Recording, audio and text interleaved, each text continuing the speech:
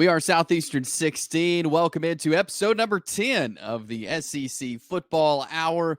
We do this every week as we're right now getting you ready for the 2024 season, as it is it is right around the corner. And Chris, I mean, it's this time of the year. We're just a couple of weeks out now from SEC football finally beginning. The talking will finally be over, and we'll get to see some action on the field.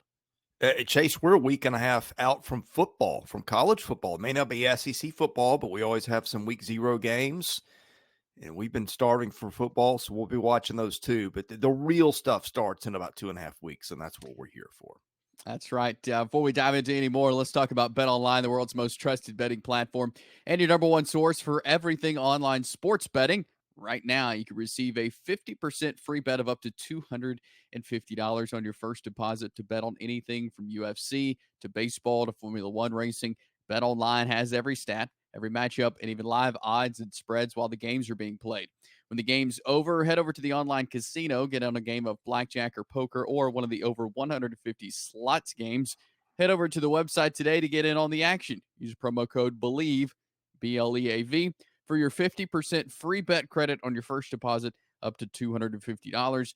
Bet online, the game starts here. All right, Chris, new week, new show. We'll do this as we'll get into our breakout players. We're going to rank top 5 running backs. Also, the voice of the Auburn Tigers, Andy Burcham, will join us.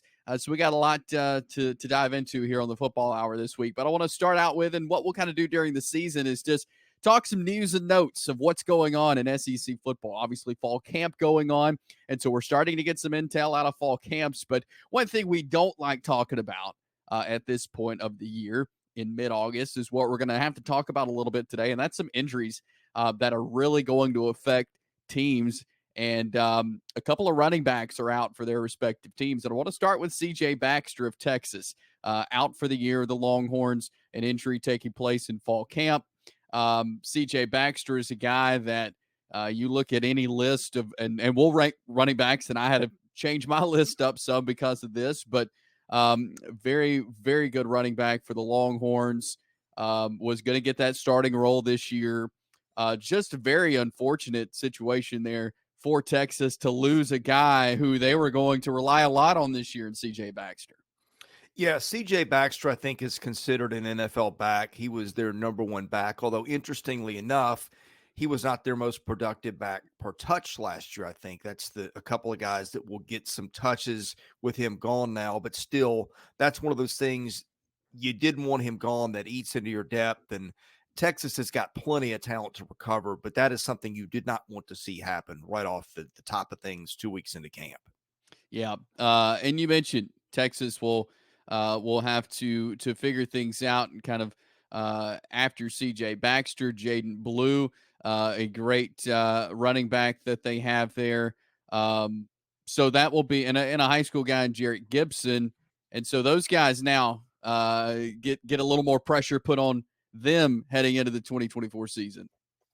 Yeah, in particular, Blue was a guy averaged 6.1 per carry last year, rushed for nearly 400 yards. So again, he was more productive than Baxter per touch, but I don't know when the playing time came. It could have come in mop-up time. But I'll just throw that out there. Jarrett Gibson, the high school recruit, is a kid who is going to get probably some of the touches that Blue would have gotten. He was a top 100 recruit in the class of 2024. So he gets thrust into a bigger spotlight that I think we thought we'd see him get thrust into right away. And then Trey Wisner, who was a class of 2023 kid, also averaged 6.1 yards a carry last year, but just 12 carries. So I think that is how we will see the carries go with Baxter's absence. Another running back in the SEC out. That is Texas A&M's Rueben Owens. That's another big loss for a team and a good running back there in Rueben Owens, but tough loss there for Texas A&M, which will have to. They've got a couple of guys that are very capable, but still Rueben Owens a very talented running back. Yeah, and again, this is a situation where the guy that was ahead on the depth chart was not necessarily their most productive guy per touch last year. But Rueben Owens was a kid that came in last year, I think was a top 50 recruit in the country, there were big expectations for him. But the Aggies kind of went committee last year. Amari Daniels, 532 rushing yards, 5.1 per carry. Le'Veon Moss, 484 and 5 per carry. Both of them caught double-digit passes. They brought in E.J. Smith from Stanford, who's kind of interesting, Chase. 53 carries for 218 yards, but he caught 33 balls for 242. So I guess he was sort of a, you don't really see third down backs in the SEC, but that's kind of what he was for Stanford. So the Aggies last year really split the touches around, and my guess is that's what they do again this year. Yeah, I would guess so as well. And I'm interested to see what Amari Daniels can do. But again, you hate to see injuries at this point. Obviously, guys that won't get to touch the field this year for their teams, and very prominent players like these two.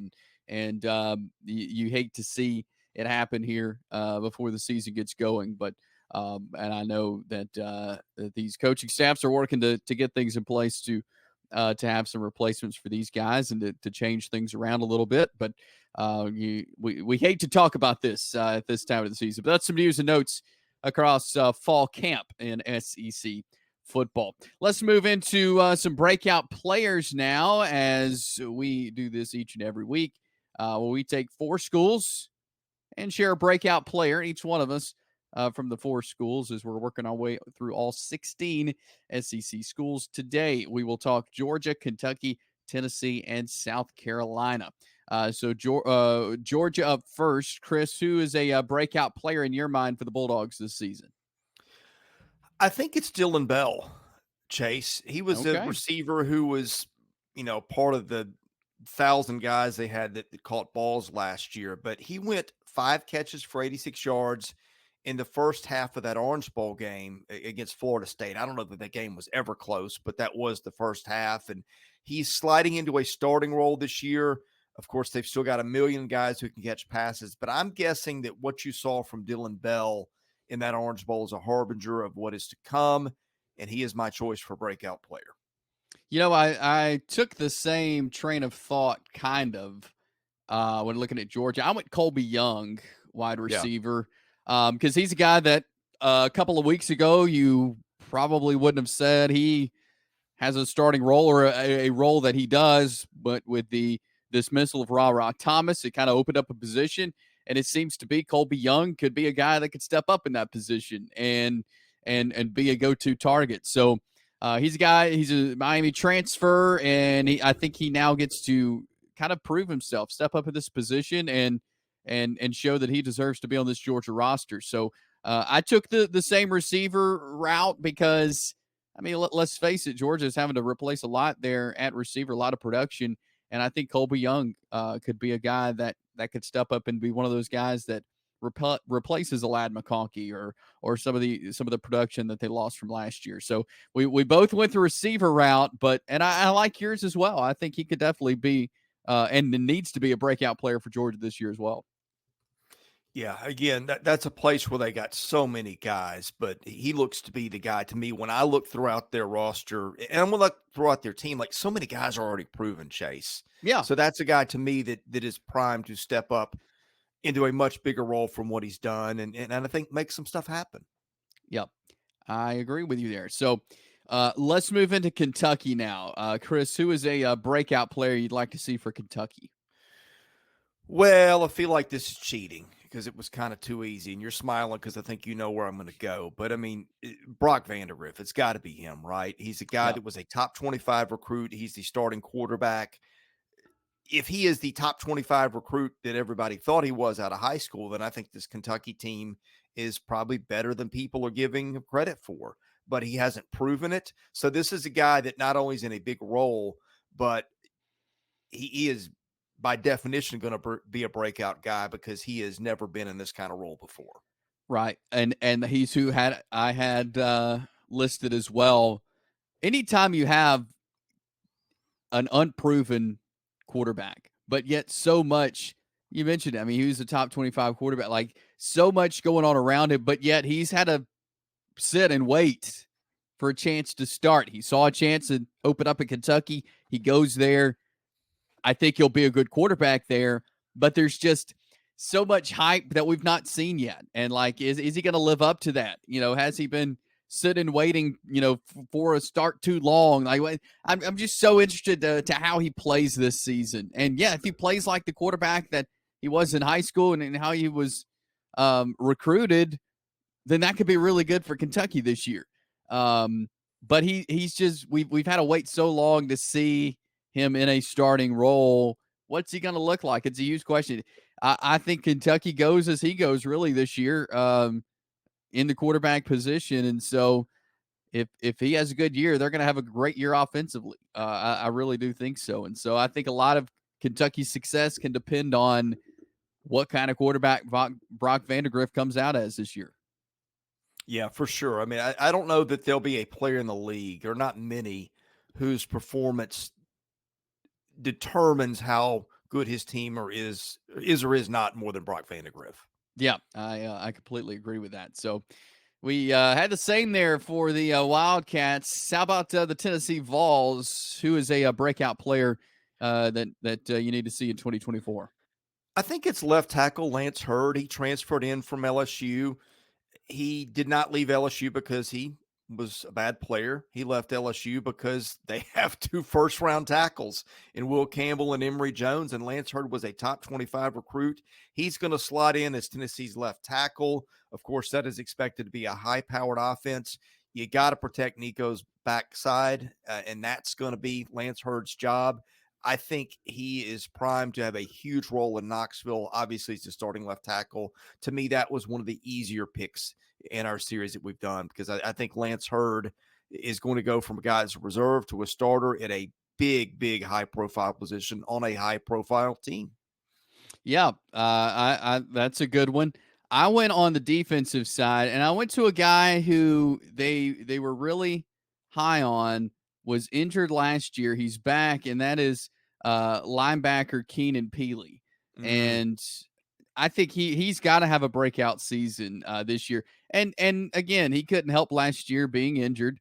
He only got to play, I think, in one game last year, and so he was kind of behind the 8 ball. He seems to be much better, trending in a direction where he's going to have a good season as health wise. And so I think just being a core kind of anchor on the defense, they need somebody like that in that linebacker position. And so I think this is a year that being healthy, that Keenan Pili can step up and be the anchor on that defense. Yeah, I like that pick. I think Tennessee's a very talented team. It's got talent across the board. I think their questions are in the back 7. I even thought about going to the defensive backfield for a pick there before I settled on Lance Hurd. But I think you are zeroing in on, I think, an important player for them. And if Keenan Pili can stay healthy, I think he's going to have a really great season for them. Yeah, I agree with that. Now, our fourth team for breakout players, that is South Carolina. Who is your breakout player for the Gamecocks in 24? This one also kind of easy for me. I think it's Nyck Harbor. We talked about him in another video recently. He was a big-time sprinter out of high school, was training for the Olympics this spring, came to Carolina as kind of a, I don't know if utility player is the right word, but a guy that they didn't really know where he fit. They just knew the dude can really run and he's got a big frame. So you see some departures from that receiver room. They've got a new quarterback. I think LaNorris Sellers would have been an easy pick too here, but I went with Nyck Harbor just because the upside for him is just massive. Yeah, I think that is a great pick. I do think he needs to have a breakout season. He's kind of going to be the guy this year. I went the easy route on this one, like I did with Kentucky. I went with LaNorris Sellers, the quarterback for South Carolina. He kind of made a name for himself in the spring. He had a great spring game, but I mean, you can't just go in thinking that he's going to have a great season because he had a great spring game. Like he's playing a tough SEC schedule, so he's got to have a breakout season. I think for South Carolina to get anything done offensively, it's going to start with Sellers, and he's a great quarterback. Got a good arm, can run. I think he fits with Shane Beamer's offense well. So I think he's primed to have a good season, but he's got to have a breakout year for South Carolina to get back to a bowl game, to get over that Yeah. hump that to win some games in November, like we've talked about. So I think it starts with the quarterback play, and LaNorris Sellers is going to be a huge part for South Carolina this year. Yeah, and back to the Harbor pick, you go back to South Carolina when they had great teams. They had an Alshon Jeffrey. They had 2 years ago, Juice Wells, guys like that. I feel like that position, I feel like when Carolina's really good there, you start to see their teams get better. And so I think both those are very defensible picks. I think LaNorris Sellers is going to be one of the more interesting players in the league. He's a huge quarterback. He's, 6'4", 245, who can run. So I really think, I don't know if there's a right answer, if my pick was better than yours, but those are two guys, again, that if Carolina is going to have the season that the fans want, I think those are two guys that are going to be very, very pivotal, excuse me, in the Yeah. season the Gamecocks have. Those are our breakout players, and we like to do rankings on the show. So we'll jump into our top 5 running back rankings for the SEC. Chris, I know you got something to pass along to us here. Well, Chase, you have done a really good job in putting these shows together. You set the agendas. You give me a lot to think about. And to do the homework, I need to give you the answers. I need focus. And I need focus anyway, because we got a busy time here at Southeastern 14 covering football, baseball, basketball. Got a busy life apart from that. Some days it's kind of overwhelming. I don't have a lot of downtime. I don't need stress. I don't need distractions. I don't need a lack of energy to get in my way. This spring, Chase, I want to tell folks about some people that have helped me with that. And they're the nice people at Magic Mind. They reached out to me and said, would you sample our product and tell us how it works? It's designed to help with focus and energy and all the things you need to do this show. And guess what? It really has worked. Magic Mind is a mental performance shot. It keeps you clear and motivated and reduces stress. It looks like this. You can see my bottle. It's empty because I've been pounding these things lately every day, and they are great. It's helped me get a clear head, and it's helped me get focused through some really stressful and hectic days. It's not a coffee replacement. There's no quick fixes, but it's an addition to your morning routine with time-release caffeine.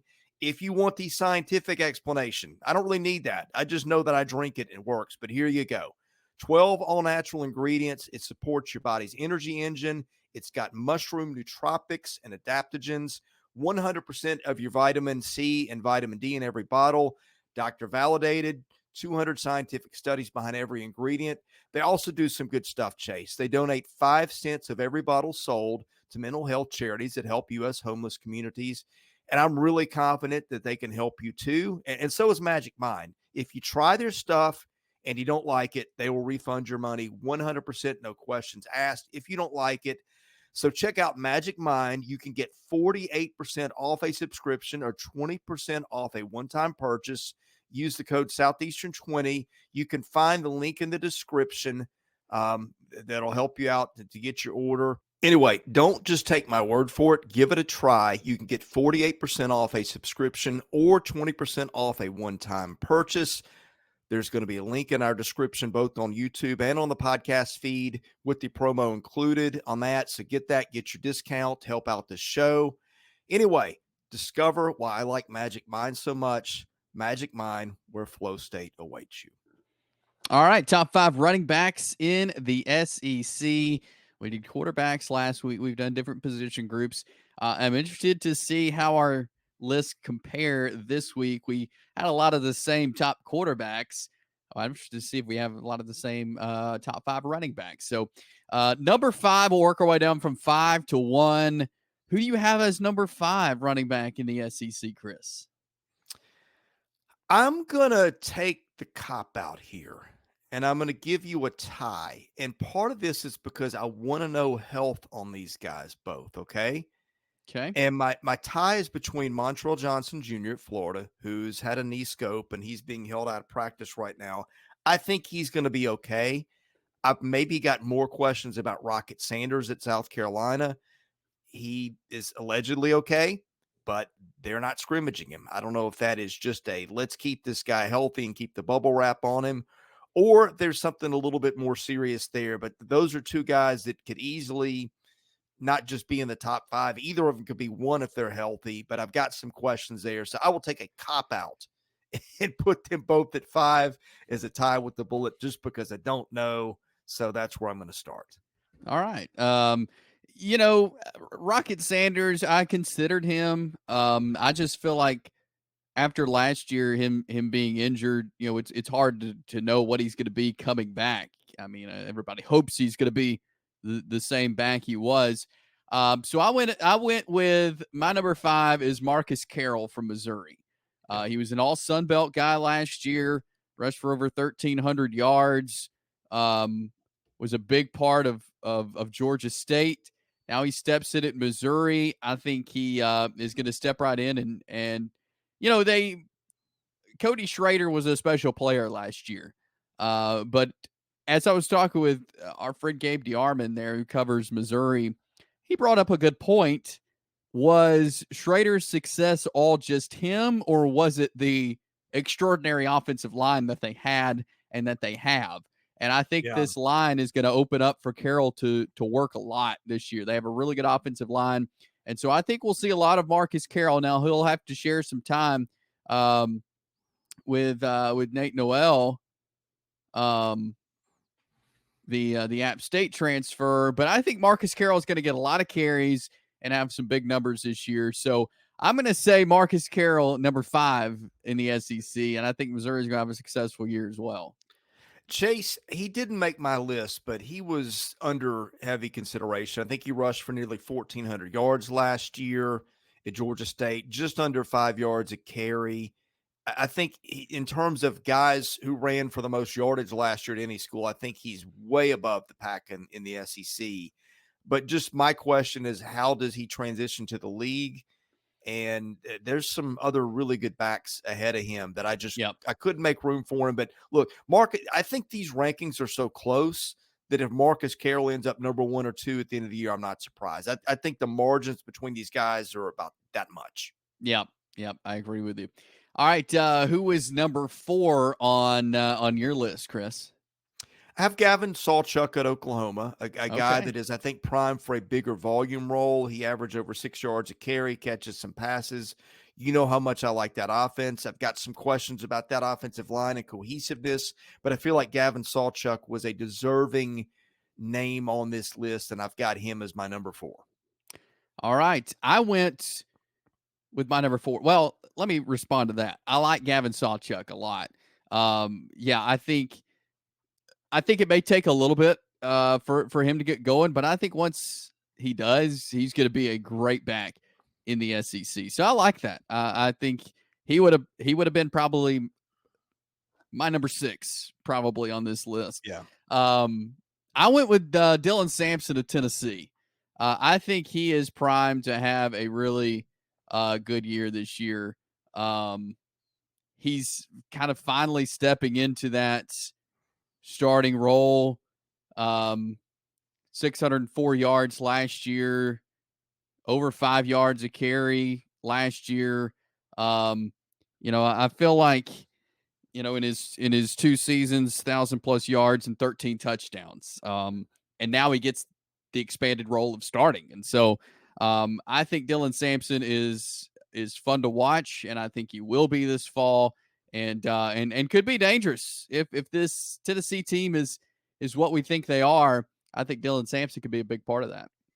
Chase, I love that pick. I love it so much. I had him at number 3. Okay. And the reason I did it, I think that I want to see what he does on a bigger volume of work. He's always been part of a committee, but I think he has led them in yards per carry 2 years straight. And I think his career average is around 6 yards a carry. He's been extremely productive when he gets the ball. And I even thought about elevating him all the way to number 1. I just had a couple guys in front of him that I feel like have proven just a little bit more so far and have had to be more volume backs for their teams. But he is very, very close to the top. Yeah. I'm excited to see him play this year.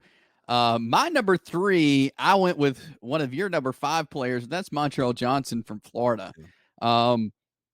He's had 2 straight 800-yard seasons, and now he gets to be the guy for the Gators. And I think he's ready for that. I mean, you look at the rest of the running back room. You got Trayon Webb, and then a high school guy in Jaden Ball. So Montrell Johnson's going to get a lot of touches. Again, he averaged over 5 yards, about 5.4 yards per carry a season ago. I think and you mentioned, and I'm not looking at injuries right now. I'm just looking at pure, this is the skill that they have and where they Yeah. fit in. And so, is he 100%? We'll have to see. But just looking at him on paper, looking at his game, I think he's going to have to be a workhorse for Florida this year. If they're going to have success, that he's got to be the guy. And if he's healthy, he could easily be number one. He's always kind Yeah. of been in a timeshare. But remember, he was really good at Louisiana for Billy Napier a couple Yeah. years ago, too, as a true freshman. So he's no longer that timeshare. I think, to me, I use the injuries a cop out a little bit to get six backs on the list and justify it that way. So maybe I used a little chicanery there, Chase. But he could easily be up, top 2 or 3 back in the league. Yeah, for sure. He really could. So I got Montrell Johnson 3. Who is your number 2, Chris? Have Jarquez Hunter of Auburn. And again, a case where he's going to take on a bigger role. He's a physical back.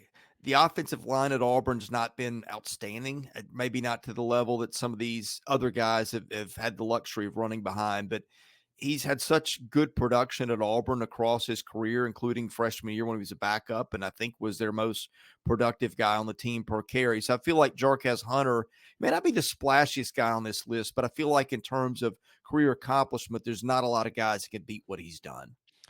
Yeah, I agree with you, and that's why I have Jarquez Hunter also at number 2 on my list. He's had 8 100-yard games in his career, 20 total touchdowns with the Tigers, and I feel like this year more than ever is his year to go. I mean, Peyton Thorne can run some. He shows some burst of speed, but not consistently, and so they've got to have a good back. Jarquez Hunter is it, and I think.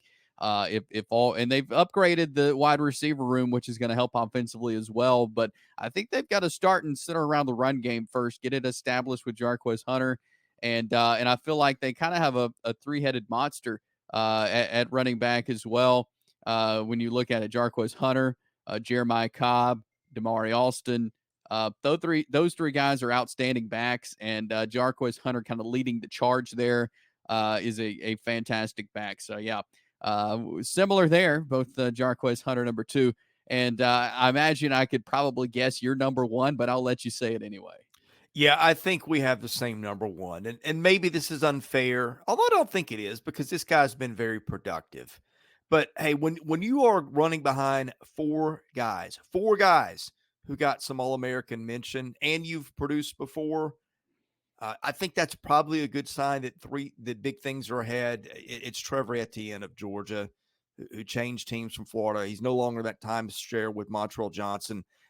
I don't know how much Georgia is going to give the ball to one guy and let him run for 1,500 yards like Georgia used to do. It feels like it's been a committee of guys the last few years. But, I think this may be one of the better backs they've had in a few years too. So I will bank on Trevor Etienne being at or near the top of the list, and I'd be shocked if he's not your number 1 also.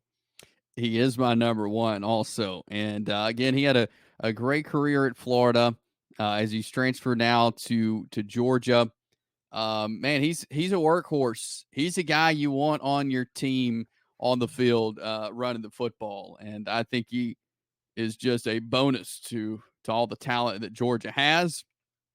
And he will fit in nicely, I feel like, in Athens, and help bring some success to Athens. And yeah, if Georgia could have gone and got any running back, this is the guy. I feel like they could have gotten over anybody, and they did. And I think that's really good for Georgia that they were able to.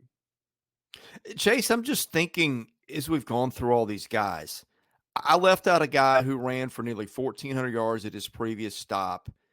And I squeezed a guy on there with a bullet who this time a year ago I said, hey, I think Rocket Sanders is going to be in New York as a Heisman finalist. Now, maybe that was a little overreaching, but Sanders ran for about 1,500 yards 2 years ago.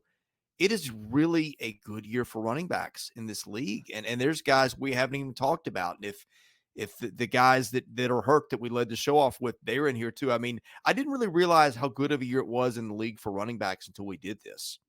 It really is, and yeah, I'm excited to see what these guys could do. But yeah, the list is long, and I know you put a couple of guys in there tied for fifth. I mean, there could have been a number of guys on this list, which again sets up for what could be a really fun 2024 season. So that is our top 5 running backs in the SEC, and one of those running backs that we mentioned, Jarquez Hunter from Auburn. We're going to talk a little Auburn football now. We are excited to have on the voice of the Auburn Tigers today. He is Andy Burcham. We talked last week with the voice of the Tennessee Volunteers, Chris. I know not meaning to have this continuing our series of radio voices here, but we are, and there's no better than Andy Burcham. Andy, we welcome you on today. Thanks so much for coming on talking some Auburn football with us. My pleasure, guys. Good to be with you. Good to be at this point of the summer where we're just 2.5 weeks away from opening night against Alabama A&M on the Plains.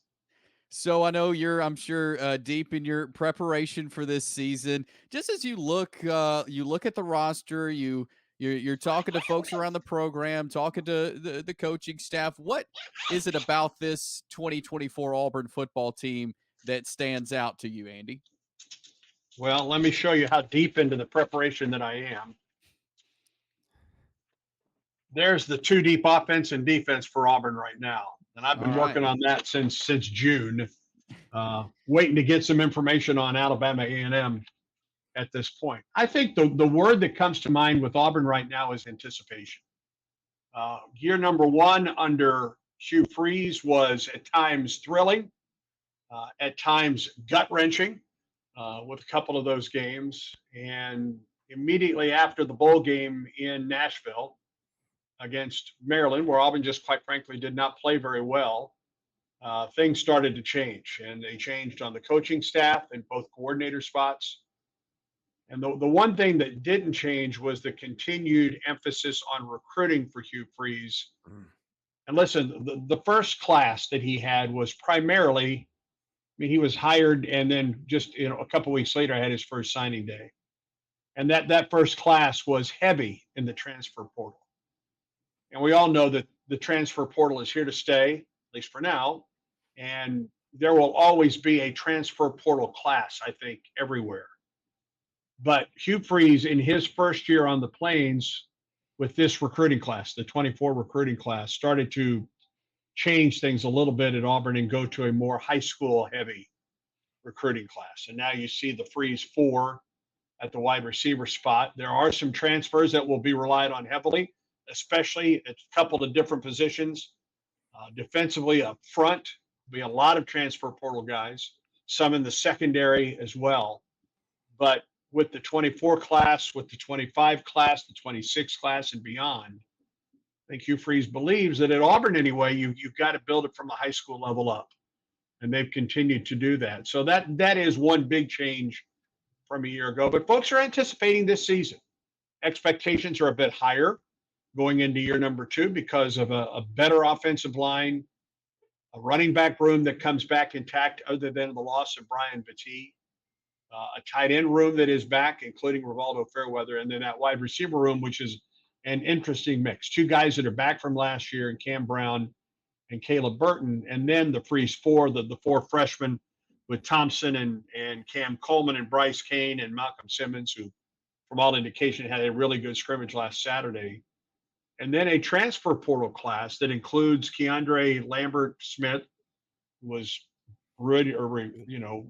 thought to be among the very best transfer portal wide receivers out there, and Robert Lewis and Sam Jackson. So it's really an interesting mix offensively. But I think anticipation is the word that comes to mind when I think about this 2024 Auburn football team. Andy, they've attacked the receiving room with numbers, and you just mentioned a lot of guys, including the transfers. But I think Cam Coleman is a guy that everybody talks about. How good is he? Do you have a comparison to maybe a guy we've seen in the league before?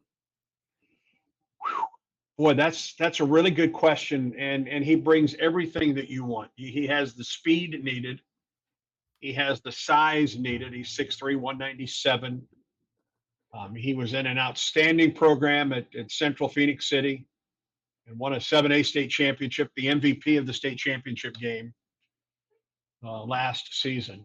And we've already seen him make spectacular catches in practices, and you perhaps have seen the picture of the one-handed grab he made in practice a week and a half ago. He had a terrific A-Day game, and listen, I understand A-Day. I mean, but it's hard not to get excited about his big play capability. He is everything you want in a wide receiver and was desperately needed on this campus. I mean, the moment that Hugh Freeze was hired, he talked about immediately having to improve his wide receiver room. Listen, it was commonplace for Hugh Freeze, especially when he was at Ole Miss, to have 1,000-yard receivers.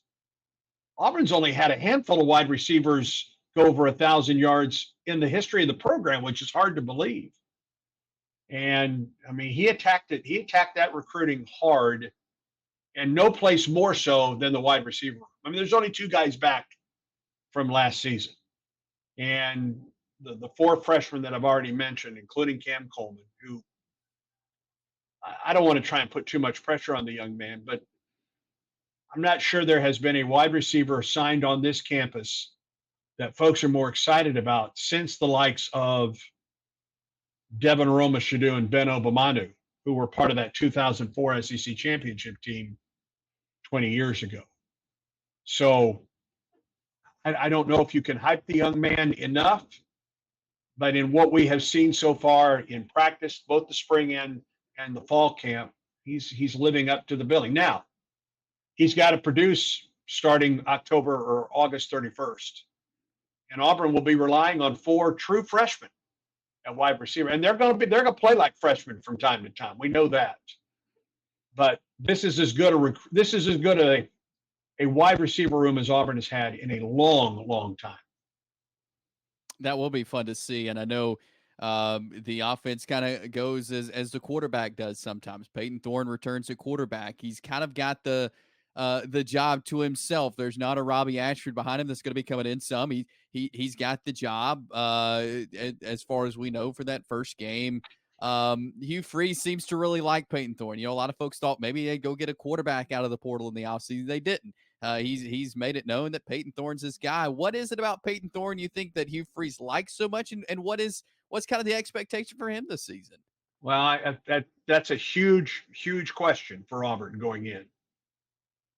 One, they love his leadership. I mean, he is in basketball, you call him a gym rat. I mean, he's around the program all the time, whether it's working with the receivers or working in the film room or constantly asking questions of the coaches. So they love that part. And that has been the mark of Peyton Thorne since the moment he got on campus in June of last year. I like the fact that he went through a full season and he went through spring ball this year. You know, he didn't go through spring ball going into the 23 season. He came in June. He has more weapons, better weapons around him this year. I do believe their Auburn is better up front. I love Connor Lew at center. Despite the fact that he's a true sophomore, the word around is that this is the next, he's an NFL talent. Let's put it that way for Auburn. I love that he has Rivaldo Fairweather back, who led Auburn in catches, yards, and touchdowns last year as a tight end. Now that's twofold. I think that's an indictment on last year's wide receiver room for Auburn, but also in the talent that Rivaldo Fairweather has for Auburn this year. And I like the fact that he's got that tailback room back, other than, of course, the accident that took place with Brian Battie. But you've got Damari Alston and Jeremiah Cobb, and, of course, Jarquez center back. A year ago, as you mentioned, Chase, the question was, would it be Ashford or would it be Thorne? This year, the question at quarterback, who's the number 2 guy behind Peyton Thorne? Is it Holden Garner? Is it Hank Brown? And they keep going back and forth. I'm not sure that number 2 spot is set right now as the 3 of us talk today. And I just, listen, perhaps it's wishful thinking on my part. I'm watching him in practice. He looks more talking about Peyton here, he looks more confident. He looks more at ease. I think this quarterback or this offense is better suited for him this year than it was a year ago. Now, does he have to prove it? He surely does. No question about that. And no one knows that more, I think, than Peyton Thorne. Andy, let's flip to the defensive side a second. Okay. Eugene Asante is probably the most decorated guy on this roster. They brought in, by my count, maybe 8 guys on the 2 deep from other places, either JUCO or transfers. But who are a couple guys on this defense that might end up being stars that deserve some love here? Well, you mentioned Eugene, and there's no question about that. I mean, his personality, his leadership ability, he's everything I think you want as a linebacker, in addition to being very talented on the field. Austin Keys is the other guy I think right now that's the starter at the linebacker spot, the transfer from Ole Miss. Played injured a lot of last year. Health, I think, is just, well, this is going to sound groundbreaking, I know, but health is really important to this Auburn defense. I don't think it's depth-wise where they want it at the program right now. Keontae Scott, a guy at cornerback that came back, thought about maybe transferring, gives Auburn a really good experienced corner on one side. They like what they see out of Kayan Lee on the other side, a sophomore who played a lot as a freshman but will be a starter this year. They love him as a really good young cover corner. Jaron Thompson, you talked about the transfers, Chris. Jaron Thompson is one of those guys. They call him Bug. I don't have that story yet. I'm going to find out why they call him Bug at some point. But in talking with him and in talking with some of the coaches, they love his leadership. And he brought it from Texas. I mean, he was a starter at Texas and came to Auburn. And I mean, from day one has been a leader as a young, well, not young, but as a brand new player on this team. Caleb Wooden, Champ Anthony, Caleb Harris, Jarquez Robinson, another of those transfers. That's some of the guys that you'll see, Sylvester Smith, and that secondary. The one spot that intrigues me the most is not at the 2 end spots defensively. I mean, you've got Jalen McLeod on one side, who, if healthy, and he wasn't a year ago, could be an enormous factor. The transfer from second-year guy from Appalachian State. Keldrick Falk turned in a freshman All-American season as a sophomore, maybe became one of the first sophomores, if not the first sophomore, that Auburn's ever taken to SEC media days. But it's those guys in the middle. And that's where the transfer portal has benefited Auburn, is in the middle. Isaiah Rakes, who transferred from A&M. Gage Keys, who transferred from Minnesota. Trill Carter, who transferred from Minnesota and Texas. And Philip Bleedy, who transferred in from Indiana. So that's 4 guys out of the transfer portal. And I'm not sure that starter or even the 2 or maybe 3 deep has been formed yet in those 2 interior defensive line spots. It's one spot that I like to watch if I get a chance to watch scrimmages or in practice, because I think they love the depth there, but they're working on the rotation in the middle up front for Auburn defensively. On defense and offense, both new coordinators. You mentioned that. You got Derek Nix coming over on offense, DJ Durkin on defense. You had a guy like Charles Kelly, who is an Auburn guy on the defensive staff, has coached under some great coaches. And it just feels like Hugh Freeze has kind of put together his staff like a staff that's comfortable to him. And that's got to show when it comes time for games to start rolling out. Well, just look at the offensive side of the ball, and Derek Nix, who he worked with at Ole Miss, comes in as the offensive coordinator and the running backs coach. Kent Austin, who was on the staff last year as an analyst, he moves up to the quarterback spot. So he's working with Peyton Thorne and Holden Garner and Hank Brown and the freshman Walker White, I've not mentioned yet.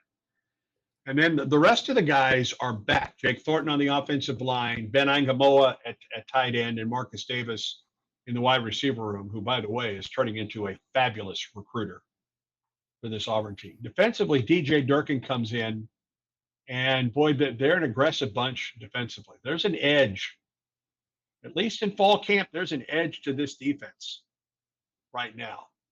Charles Kelly, you mentioned. Charles Kelly played under Coach Dye in the 80s at Auburn, and then went on and started his career and cut his teeth with Florida State, Alabama, and Colorado most recently, and is now back on the Plains.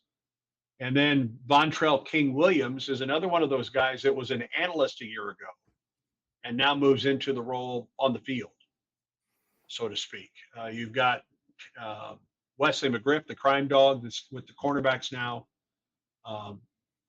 DJ Durkin mentioned Charles Kelly. He's working primarily with the safeties at this point. And Josh Aldridge moves from linebackers and he moves to the edge. And I was talking with Josh at an Auburn alumni event about 3 weeks ago, and I asked him just about that move because he moved from linebacker to edge. He said, I've got more experience working with edge rushers than anybody else. So he feels comfortable in that role. I think that Hugh Freeze is more comfortable with this staff. You know, when he came in, he was trying to put together a roster and his coaching staff. And he made some changes in the offseason. And a couple Auburn guys left this program as well. So this was not an insignificant year from the coaching perspective at Auburn, as far as making, when you replace both coordinators in a year, that tends to cause ripples out there. But I think that they like this coaching staff. Hugh Freeze likes this coaching staff. And I think game day for Hugh Freeze is going to be different, guys, than it was a year ago, especially with regard to the offense and calling plays. I don't know if he's going to do it all the time, but I think he's going to be more involved with the play calling on game day than he was a year ago.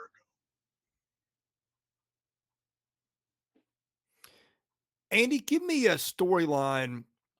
I mean, the offense has dominated things, the receivers, the quarterback room, that gets talked about a lot. But give me a storyline that either you've seen in fall camp that has surprised you, or maybe something that you think is a big storyline that's not a public talking point to the degree that it should be. Well, I think one is Rivaldo Fairweather. There's a lot of people sleeping on Rivaldo. I'm not talking here at Auburn. I'm just elsewhere. You know, a year ago at 6'4" and 252 pounds, he was basically the only guy that Auburn could throw a jump ball to. I mean, if you had to throw that back shoulder throw or that fade route in the end zone, he was the guy. When you think about the touchdown catch he made at Cal a year ago in the second game of the year, his first touchdown catch at Auburn. Without that catch, I'm not sure Auburn comes back from Berkeley with a win. And so he's not the only guy that Auburn has. And I talked with him about a week and a half ago for War Eagle Plus.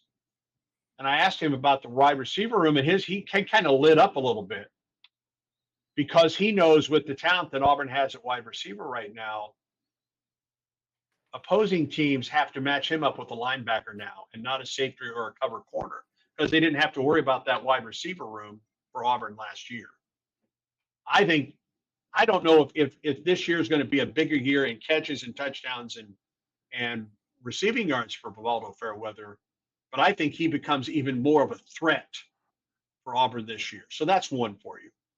Talked about it, that interior defensive line, I think has the potential to really be special at Auburn, but we just don't know because they're all brand new. And then another thing is the kicking game for Auburn. I mean, a year ago, Alex McPherson did not miss a kick. Yeah. Field goals or extra points, he was perfect. But he's not practicing with Auburn right now.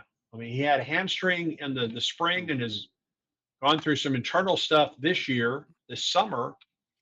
And so right now, your place kicker at Auburn, if Auburn were to start today, and I was talking with you over at Jordan-Hare Stadium, the place kicker right now is a true freshman, Towns Magoo, who was one of the late commitments for Auburn from Auburn High School. I mean, fabulous high school kicker with as much range as McPherson has, and kind of made a name for himself in the A-Day game when he hit that, 58-yarder to win it, a buzzer beater, so to speak, in an A-Day football game. But I think Towns Magoo right now is your place kicker at Auburn until Alex McPherson is healthy.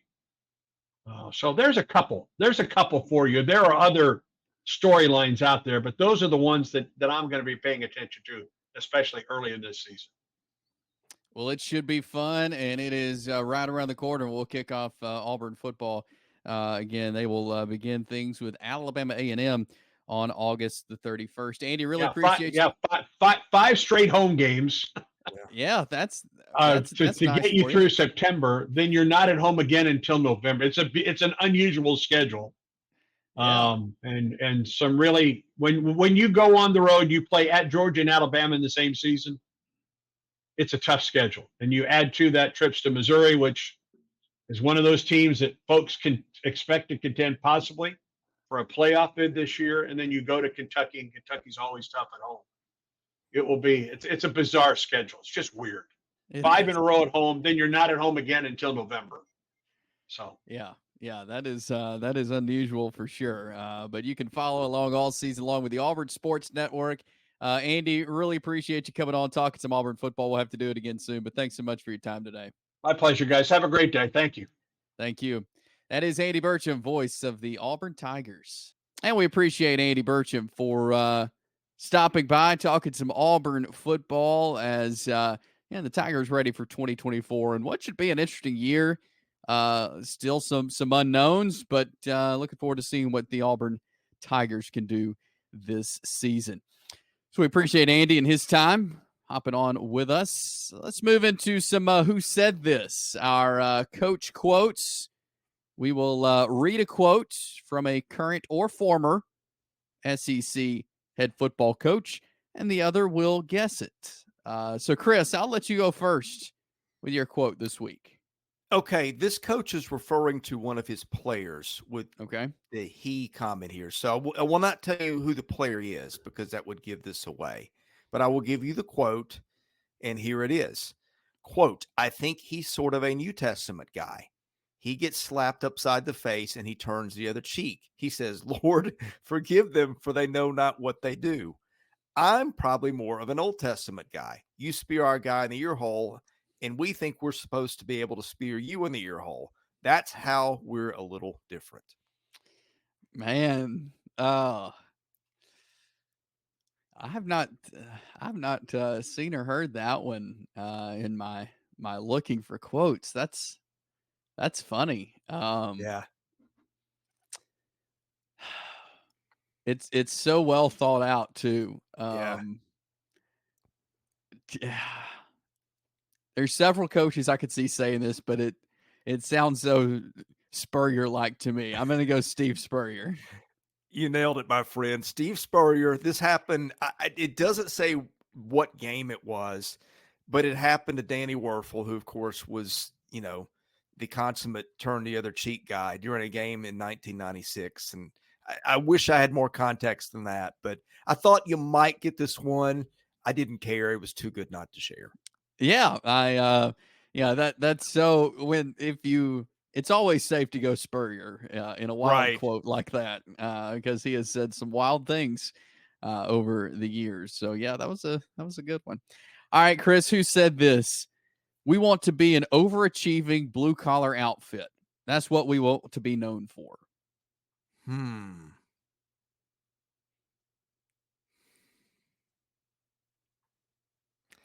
That sounds like Sam Pittman. Let me think before I give you final answer.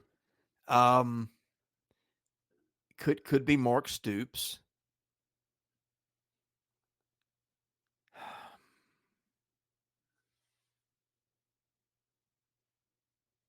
I'm thinking of ground and pound guys or defense first guys. I'm going to go with my first answer and say Sam Pittman. That is incorrect. Keep following your defense first train of thought and think of a former SEC head coach.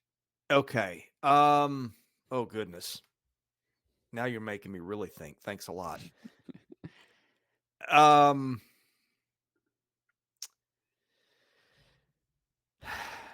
Could be Gene Stallings.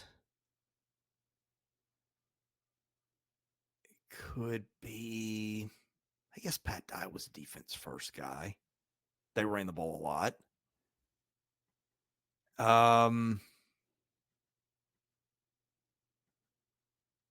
Could be Barry Odom. Could be Phil Fulmer? No, he was an offensive lineman. Oh, I'm losing myself in my thoughts here. Give me Gene Stallings.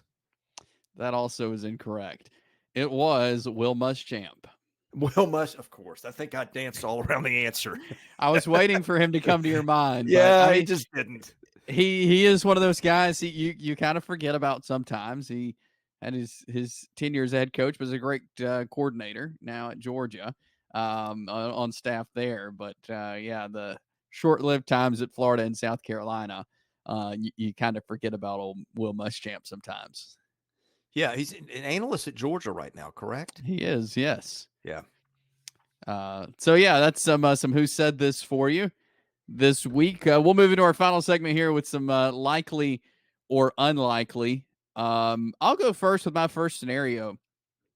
I kind of went with a running back theme here on this one, and I picked a guy who neither one of us had in our list, but a guy that I've seen get some preseason love, and that's Alabama's Justice Haynes. Yeah. Do you see him finishing as a top 5 running back in the SEC? Man, I mean, they got Jamarian Miller.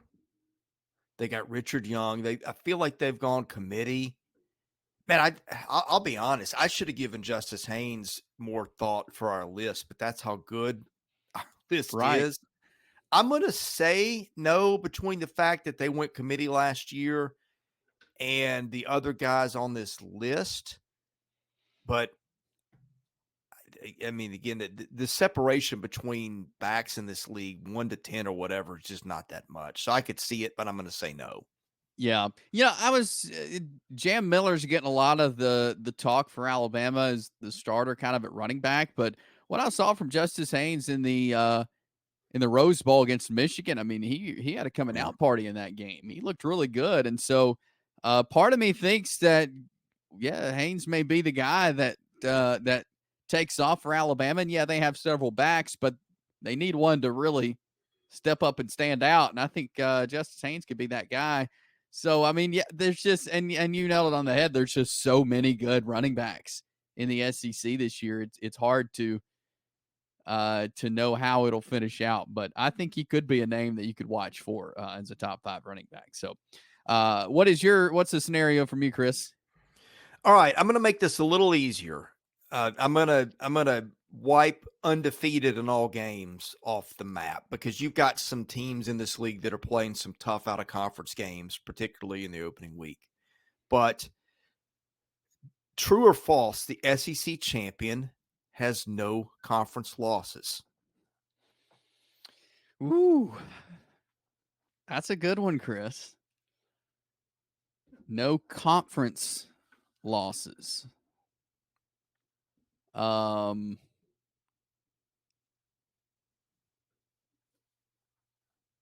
me look at Georgia's schedule here. And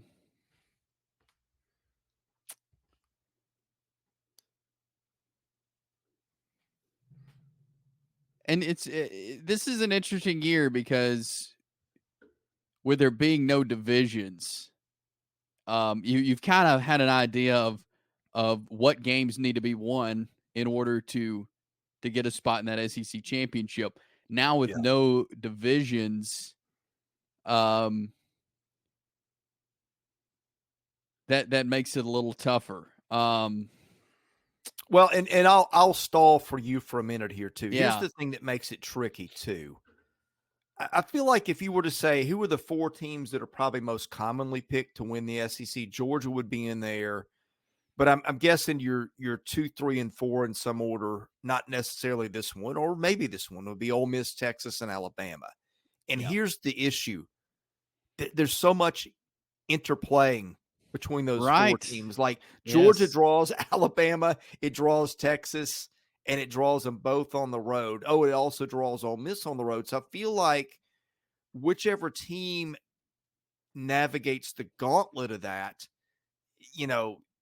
unless it's Georgia beating all of them or one of those, you know what I'm saying? I just feel like I can't tell you which week somebody's going to get beat, but they all play each other so much that it seems to make it harder. Now, I'm gonna help you out here a little bit too. You also have that outside scenario of teams that got easier schedules in the conference, where they're going to be favored a lot of games. Tennessee's going to be one of those. Missouri's going to be one of those. Texas A&M's going to be those. So you have the outside possibility of one of those teams slipping through. That's a good point. And doing something too. And that's why I thought this was, sometimes I think these are interesting more for the discussion and the thinking out loud than they are whatever your final answer is. And that's one reason I asked this question. Yeah, because it could happen where these teams are beating each other, where Texas, Alabama, Georgia, and Ole Miss are beating each other. And then you've got Missouri and Tennessee who blew through their schedule. And, you're looking at possibly these guys, man, this is what a great thought-provoking question. I mean, here's something for you. You could have a Missouri Texas A&M championship game just based on the schedule or something like that. Yeah. Wow. So let me go back to your original question. Read me your original question again. I'm lost in thought here.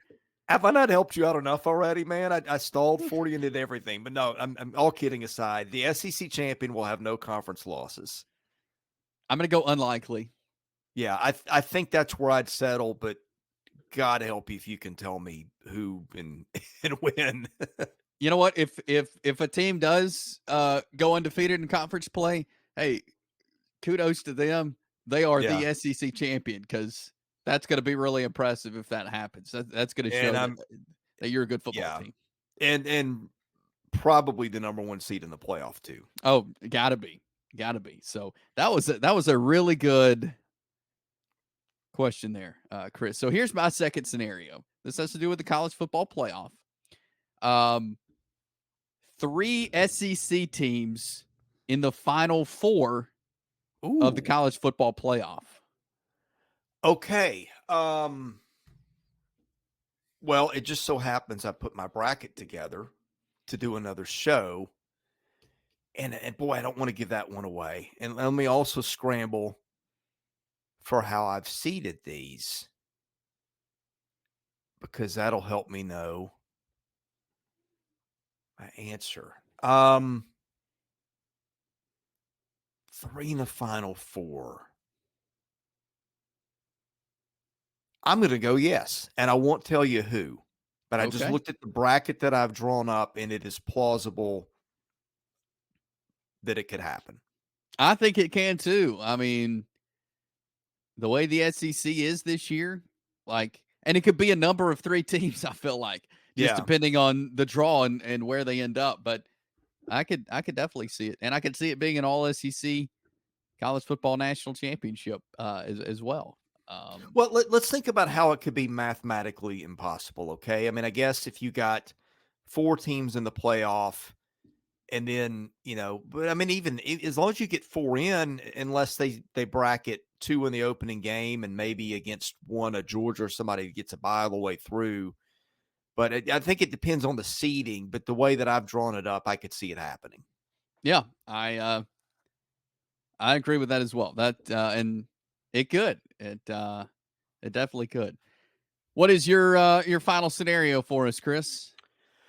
Okay, I made this prediction last year, and boy did I butcher it. But we're going to give it another go.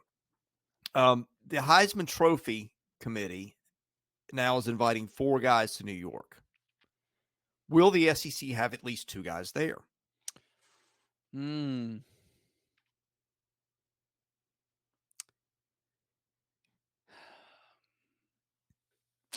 That's tough, because I feel like it's possible, but I always feel like there's some, just guys that we never thought would be there that are there because of the season they've had and the schedule that they faced. I'm going to say unlikely. I mean, is it possible? Yes, but do I think it will happen this year? I'm going to go unlikely. Yeah, I'm trying to look up Bet Online just to see what they've got. And their top 4, Dylan Gabriel plus 500, Carson Beck plus 750, Quinn Ewers plus 900. Oh, And then Nico and Jackson Dart tied at plus 1,200. And then Jalen Milrow at plus 1,600. So I think, and Garrett Nussmeier's in the top 10. I wouldn't have expected that, but it's defensible. So I think that looking at Bet Online seems to be an expectation the league will get a couple of guys there. and that's fair. I mean, I think it's definitely possible, but also know that there's going to be some under radar guys who will have great seasons and get to New York. I think that's inevitable. It happens every year. Yeah. I mean, you could see a Cam Ward from Miami get there. He's further down the board. Kyron Drones at Virginia Tech, another guy. I mean, there's just a lot of competition this year. There really is, and should make for a great year. Well, that will do it for episode number 10 of the SEC Football Hour. I hope you've enjoyed it as much as we have, and we enjoy doing this each and every week. If you haven't subscribed to our channel, if you're just coming across Southeastern 16, go ahead and hit that subscribe button. And we would love also to have conversations. If you would like to sponsor our content here on Southeastern 16, you can email caroline.smith at Southeastern16, Caroline.smith at Southeastern14.com. And we can begin those conversations on sponsoring our content. Like this video, share it with your friends. You can drop us a comment down below. And we do this show each and every week. We also have a show for basketball and baseball covering the SEC and those sports. And we've got videos to go along with this that we release daily all throughout the week and year.